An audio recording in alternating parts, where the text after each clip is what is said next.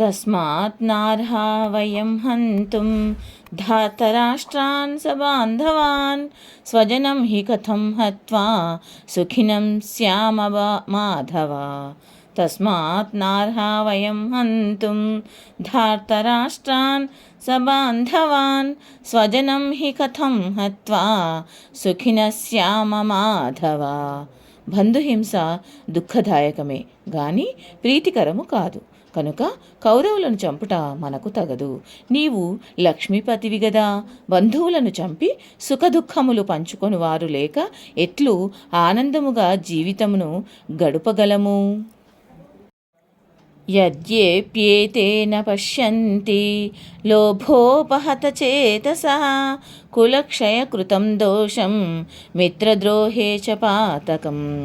యద్యప్యేతేన పశ్యంతి లోభోపహతచేతసః